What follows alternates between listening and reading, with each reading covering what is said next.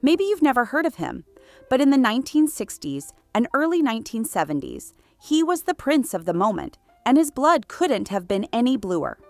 Grandson of King George V, nephew of Kings Edward VIII and George VI, cousin of Queen Elizabeth II, William of Gloucester was the very picture of British royalty, only with a touch no generation had ever expected: freedom, rebellion, and an intense desire to live. Tall, athletic, charming, charismatic, a diplomat, a pilot, an adventurer, and completely opposed to the suffocating rules of the monarchy. The press of the time adored him, and no wonder. He lived as if he knew time was running out. Like a meteor, he crossed the skies of history with brilliance and speed, and vanished far too soon. But before that, he lived a rebellious love story with a woman who would never have been accepted inside the monarchy he was part of, and today, almost no one remembers. But here, we bring back those fascinating stories that time tries to erase. So take a moment, subscribe to the channel, leave a like, comment, and share. Because only here you'll find stories like this. Stories even the movies couldn't invent. In today's video, William of Gloucester, the James Bond of the Windsors. William of Gloucester was born in the middle of World War II on December 18, 1941, in Hertfordshire. He was a royal baby, but he came into the world at a time when even the cradles of royalty shook with bombings and the uncertainty that ruled over Europe. His father was Prince Henry, Duke of Gloucester, son of the King and Queen Mary. His mother, Duchess Alice, was the daughter of the 7th Duke of Buccleuch, from one of Scotland's oldest aristocratic families. William was born when his mother was about to turn 41 after several failed attempts at pregnancy. Just when hope was fading, he arrived. He was the long-awaited child, almost a miracle, and for that reason, deeply loved. From the moment he was born, William held an important position. He was the grandson of a king, the nephew of two, Edward VIII, the king who abdicated for love, and George VI, the king of duty in war, and first cousin of the future Queen Elizabeth II. On his very first birthday, he was already fourth in line to the British throne. But those were dangerous times, even for a royal baby. His father was often away on risky military missions, and his own uncle, the Duke of Kent, would die in a plane crash during active service in World War II, just months after William's birth. His other uncle, King George VI, even promised his sister-in-law, "If anything happens to my brother, I will take care of William." In normal times, the birth of a prince would have been celebrated with pomp and ceremony. But during the war, there was no room for celebrations. On February 22, 1942, William was baptized quietly in the private chapel of Windsor Castle. Far from the public eye, the ceremony was held in complete secrecy. The newspapers of the time barely mentioned it, vaguely noting that it had taken place in a private chapel somewhere in the countryside, without revealing the exact location, and there were good reasons for so much secrecy. Among those present was the very elite of British royalty, a dream target for any enemy bomber. King George VI, who was also the baby's godfather, along with Queen Mary, his grandmother, Princess Helena Victoria, and other distinguished members of the royal family. Never had a baptism carried so much symbolism and so much risk. William's childhood was divided between the English countryside and the official halls of diplomacy. In his early years, he lived at Barnwell Manor, the family's residence in Northamptonshire. But with the end of the war, his life took a turn. His father was appointed Governor-General of Australia, and the family moved to Canberra. For 4 years, William was the center of his parents' universe, the long-awaited, almost miraculous child. But in 1945, Duchess Alice surprised everyone by giving birth to a second son, Prince Richard. The arrival of his younger brother was welcomed with joy by the family, but for William, still a small child, it meant sharing attention, affection, and even destiny. Richard was different from the cradle, more reserved, more suited to the quiet life of the aristocracy. While William looked to the horizon, Richard seemed more willing to accept the weight of tradition. While other children played in the parks, William grew up among official receptions, protocol, and longings for the homeland. Even so, he was vigorous, curious, and from an early age showed a lively, independent, and restless personality.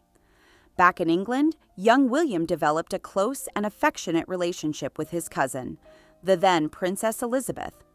Despite the age difference, there was a special bond between them, reinforced by family gatherings and mutual affection. In 1947, William was chosen to be one of the pages of honor at Elizabeth's wedding to Philip, Duke of Edinburgh, a symbolic gesture that reflected not only his prominent position within the royal family, but also the personal fondness the future queen felt for him. That special connection remained over the years, and in 1953, William was present at Elizabeth II's coronation, closely witnessing that historic moment. He began his studies at Wellesley House, a prestigious preparatory school in Kent. From there, he went on to Eton College, the traditional school that had educated generations of British aristocrats. There, he was not only Prince William, he was also the student who stood out in cricket, won in football, and earned mentions in the school newspaper. He was, as many said, one of those golden boys, intelligent, handsome, and full of promise. In 1960, William entered the University of Cambridge to study history. 3 years later, he graduated with a bachelor's degree, later elevated to a master's in accordance with university tradition. But he wanted more. After earning his history degree at Cambridge and completing a year in the United States at the prestigious Stanford University, William of Gloucester seemed ready to follow the traditional path of a British prince. But he was not like the others. While expectations were that he would wear a military uniform and take a prominent role in the armed forces, William chose a more discreet yet daring path for someone of his blood: diplomacy. In 1965, he joined the Commonwealth Office and was posted to Nigeria, serving as third secretary at the British High Commission in Lagos. He was the second member of the royal family to join the diplomatic service. The first had been his uncle, the Duke of Kent. William worked hard, avoided privileges, and insisted on being treated like any other diplomat. But even as he tried to live like an ordinary man, the world never let him forget who he was. Passionate about speed, adventure, and freedom, Prince William cultivated hobbies that had little to do with the restricted life of royalty. He was a skilled pilot, fascinated by airplanes since he was young, and became the youngest member of the royal family to obtain a pilot's license. He also had a taste for sports cars, extreme sports, and trips to exotic destinations, especially the most remote ones, where he could escape curious eyes. He didn't even seem like a prince, but rather a Hollywood star. His daring style, combined with his natural charm and leading man looks, led the press to nickname him the James Bond of the Windsors. He was the prince who flew his own plane, rejected privileges, and lived on the edge, always searching for something that made him feel truly alive. Wherever he went, Prince William drew attention, and with women, it was no different. Young, handsome, and royal, he quickly became one of Britain's most desirable bachelors. He was often seen at social events with elegant, sophisticated women, sometimes even older ones, for whom he showed a clear preference. Despite the rumors and constant press speculation about possible romances, William never made any formal commitment. He lived intensely, enjoying the freedom his privileged position allowed without tying himself to conventions or the court's expectations of a traditional marriage. For him, love seemed more like an adventure than a duty, something to be lived with passion, but never out of obligation. In 1968, he was transferred to Japan as second commercial secretary at the British Embassy in Tokyo. But of course, William didn't make the trip on a first-class flight, as one might expect from a prince. Instead, he spent 16 days crossing storms and stopovers, even piloting parts of the journey in his own plane. When he landed on Japanese soil, he was more than just another diplomat. He was a sensation. everyone was waiting for him. Japanese girls competed for autographs, and his arrival made headlines in the local newspapers. In Tokyo, for the first time, William seemed to find something close to freedom. He slipped into the city anonymously, enjoyed the nightlife, drove fast cars, and flew whenever he could. But during this stage of his life, he was examined by a doctor from the Royal Air Force. He had been suffering from jaundice for months, and he noticed that his skin reacted severely to the sun, with rashes and blisters. The diagnosis was troubling: porphyria, a rare, chronic, hereditary disease. By coincidence or fate, porphyria was already a shadow that lingered over Windsor history. The same illness had been linked to Mary, Queen of Scots, and to King George III, William's ancestors, and now it appeared again, silently over him. The confirmation came later, through tests carried out both in Cambridge and in Japan. The disease was in remission, but it would always remain a threat. For a man who lived for freedom and sunlight, the diagnosis was like an invisible sentence. But at that moment, he didn't worry about it. Far from the pressures of the court and the relentless gaze of the British press, Prince William lived his days in Tokyo as he wished. He was free to fly, literally, and adventures were never lacking. On one of his private flights, just a few meters above the ground, one of the plane's doors suddenly flew open. Instead of panicking, William stayed calm. He asked his friend to hold the door as tightly as possible, performed an emergency maneuver midair, and slowed down until the door could be closed. He began to mingle with the European expatriate community, moving in glamorous circles. And it was then that he received an invitation to a party, where he would meet his Cinderella. In 1968, the Hungarian model Zsuzsi Starkloff, 5 years older than him, was already a familiar face in Japan. With expressive brown eyes, reddish-brown hair, and a magnetic presence, she had worked as a flight attendant and was now starring in advertising campaigns for major brands like Revlon, moving easily through Japan's most exclusive social circles. Divorced and mother to a teenage daughter, Zsuzsi was sophisticated, witty, and confident. Their destinies crossed at an elegant masquerade ball, organized by one of her friends.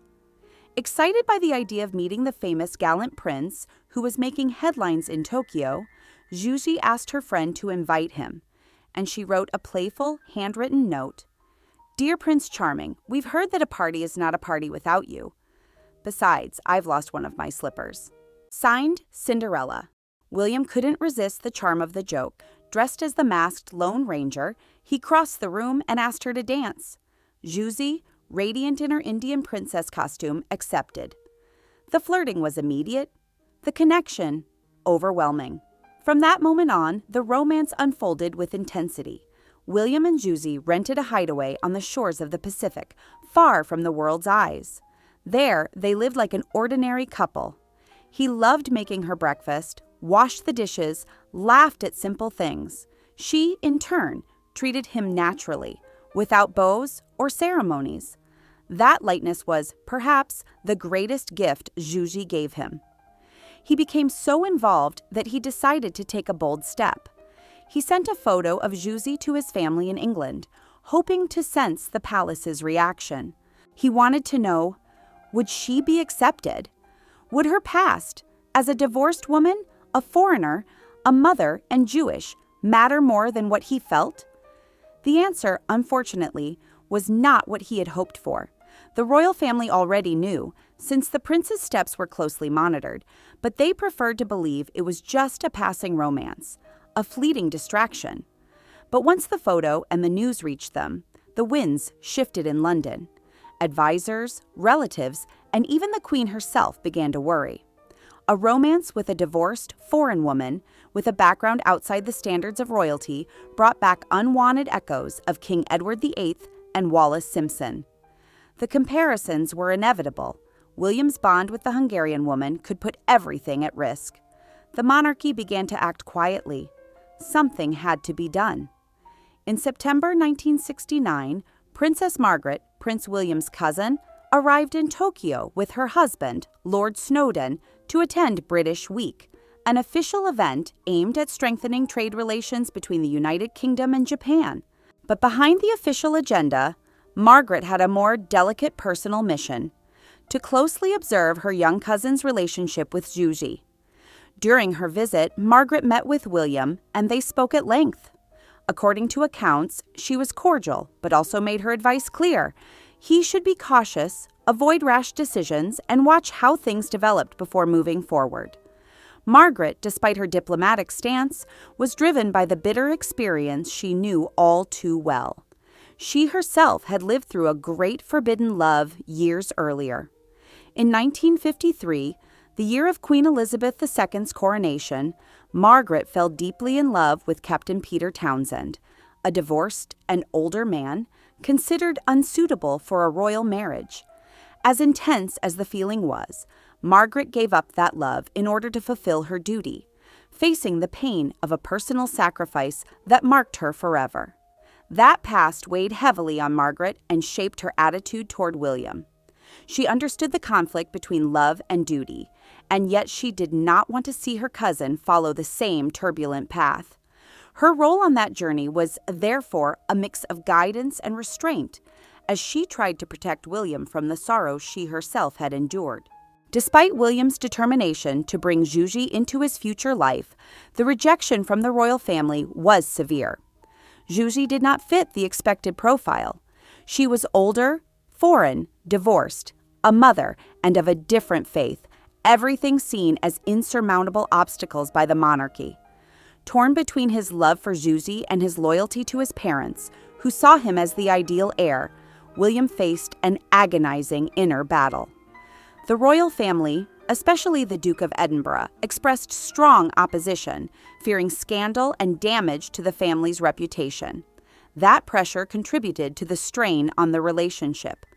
And to make matters worse, in 1970, when his father, the Duke of Gloucester, suffered a stroke, William was called back to England, and his space for private life almost vanished. Even so, he decided to end his bachelor life and pursue his commitment to Juji, even inviting her to England to meet his family.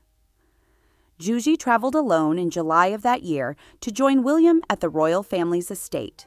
She now faced the daunting challenge of fitting into a world of rigid protocols and unchanging traditions. To help her, William gave her a book on politics and British life, an attempt to prepare her for the environment awaiting her.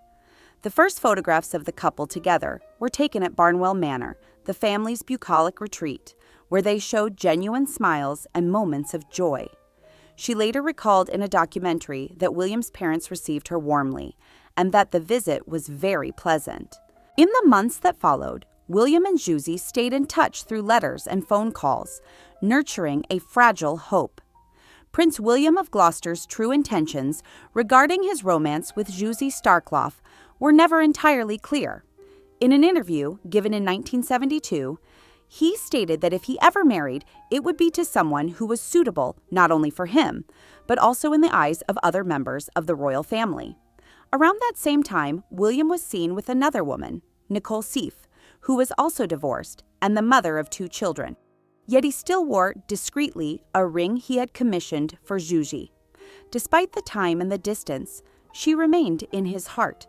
Meanwhile, his father, the Duke of Gloucester, suffered a series of strokes that left him gravely weakened. As the eldest son, William took on the family's responsibilities, abandoning his promising diplomatic career. Though resigned to duty, he never forgot Juji. They continued to exchange letters and phone calls, keeping alive the hope of a reunion. The last time they saw each other was at the airport, at the end of her visit to London. Deep down, Juji still believed there was a chance for the two of them, but fate would not allow that reunion. Passionate about aviation, William was president of the British Light Aviation Centre and owned several aircraft. He often competed in amateur air races and was a familiar figure in British skies. On August 28, 1972, he decided to take part in the Goodyear International Air Trophy. With him was Viral Mitchell, an experienced co-pilot and an old friend from the airfields. That day, A sudden change in wind direction forced organizers to use a different runway than usual. It required a risky maneuver. Competitors had to turn left immediately after takeoff, at low altitude, to enter the marked air circuit. Confident as always, William took off. But when making the left turn, he banked the aircraft too steeply. The angle was so sharp that the plane could not hold its altitude. It plunged into a steep dive until its wing struck a tree, tearing away completely. Out of control, the aircraft flipped and crashed into an embankment, exploding into flames before nearly 30,000 spectators. Some people nearby ran desperately to help, trying to rescue the occupants, but according to witnesses, they were forced to retreat. The flames were far too intense. Firefighters arrived quickly and fought the blaze for more than 2 hours, but it was already too late. The charred bodies of William and Mitchell could only be identified the next day through dental records. Lady Alice, his mother, was among those present and witnessed, horrified, her son's death. In her memoirs, she recalled that she did not have the strength to break the terrible news to her husband, who was already very weak, but she believed he might have learned what happened from television. Juji was devastated. She did not attend the funeral. Perhaps she was not invited, or perhaps she chose to grieve in silence. For months she remained numb with sorrow. She knew she had lost the great love of her life. She never forgot him. She never married again. The ring William was wearing on the day of the crash was sent to her, and she began carrying it with her always. That ring, she said, is my last memory of a long and beautiful love story. She moved to the United States and lived there for the rest of her life. She told her story to the world in the documentary The Other Prince William. Susie died in May 2020, a victim of cancer at the age of 83. For nearly 50 years, she carried with her the memory of her daring prince. William's funeral took place on September 2, 1972, at Windsor Castle. His mother, Lady Alice, attended alongside Queen Elizabeth II, Prince Philip, and the young Prince Charles, who was then 23. Charles deeply admired his cousin. William was his idol. His death was a devastating blow. Years later, in a quiet and affectionate gesture, Charles paid tribute to his cousin by giving the name William to his firstborn son. William was the first grandchild of King George V and Queen Mary to die, an early and bitter loss for any family. With his death, the titles of heir to the Dukedom of Gloucester, Earl of Ulster, and Baron Culloden passed to his younger brother, Prince Richard. Their father, Henry, Duke of Gloucester, would die 2 years after the tragedy. Richard became the new Duke of Gloucester and still holds the title to this day. William was laid to rest in the royal burial ground at Frogmore, the resting place reserved for the royal family.